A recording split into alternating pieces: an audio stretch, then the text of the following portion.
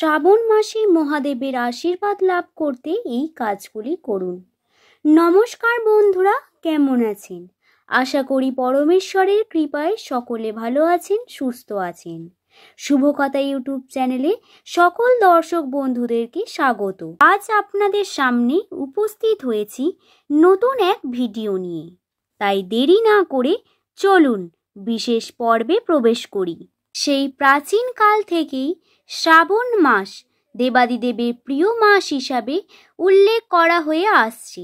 ঋষিমুনিরা এই মাসে ভক্তি ভরে মহাদেবের আরাধনা করলে অত্যন্ত শুভ ফল পাওয়া যায় বলে মনে করা হয়। ধর্মীয় বিশ্বাস অনুসারে শ্রাবণ মাসে নিয়মিত মেনে ভগবান শিবের পূজা করলে তার কৃপা পাওয়া যায়, দূর হয়ে যায় বিভিন্ন বাধা বিপত্তি।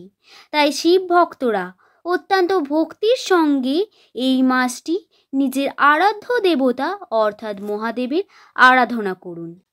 যে কোনো সময়ের মতো শ্রাবণ মাসেও মহাদেবকে খুশি করার সবথেকে সহজ উপায় হলো শিবলিঙ্গে জল অর্পণ করা। তাই স্নানের পর পরিষ্কার পরিচ্ছন্ন বস্ত্র পরিধান করে শিবলিঙ্গে জল অর্পণ করুন। মহাদেবের আশীর্বাদ পাবেন। শাস্ত্রে বলা হয়, প্রথমে শিবলিঙ্গে দুধ ও দই অর্পণ করুন, এরপর অর্পণ করুন পবিত্র গঙ্গা জল। এক্ষেত্রে গঙ্গা জল অর্পণ করে মহাদেব অত্যন্তই প্রসন্ন হন। যে কোনো শুভ কাজের আগে গণেশের পূজা করা উচিত। প্রথমেই গণেশের পূজা করে দেবাদিদেবের আরাধনা করুন।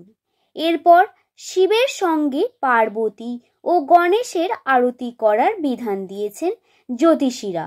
পরিষ্কার গঙ্গা জল নিবেদন করার পর শিবলিঙ্গে অর্পণ করুন চিনি, জাফরান, ঘি ও দেশি গরুর দুধ, চন্দন ও মধু।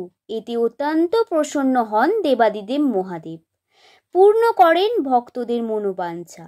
শাস্ত্রে বলা হয়েছে, শ্রাবণ মাসে প্রতিদিন ভোরবেলায় ঘুম থেকে উঠে স্নান করুন। তারপর পরিষ্কার বস্ত্র পরিধান করে বাড়ির মন্দির থাকলে প্রতিদিন প্রদীপ জ্বালান। মন্দির না থাকলে মহাদেবের ছবি বা শিবলিঙ্গের সামনে প্রদীপ জ্বালিয়ে রাখুন। প্রদীপ জ্বালানো হয়ে গেলে দেবাদিদেব মহাদেব বা বাড়িতে থাকা অন্যান্য দেবদেবীতে গঙ্গা জল দিয়ে অভিষেক করুন। দুধ, দই ও গঙ্গা জল অর্পণ করার পর শিবলিঙ্গে অর্পণ করুন ফুল, আকন্দ বা ধুতরা জাতীয় ফুল। এছাড়াও অর্পণ করুন বেলপাতা। অর্পণ করতে পারলে খুবই ভালো হয়, তা না হলে সাদা রঙের ফুল অর্পণ করুন।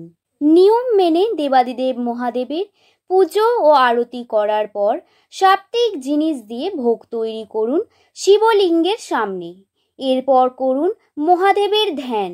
মহাদেবের সবুজ রং খুবই প্রিয়, তাই মহিলারা শ্রাবণ মাসে সবুজ জিনিস পরিধান করুন। এই কাজগুলি করলে মহাদেব অত্যন্ত সন্তুষ্ট হবে আপনার ওপর।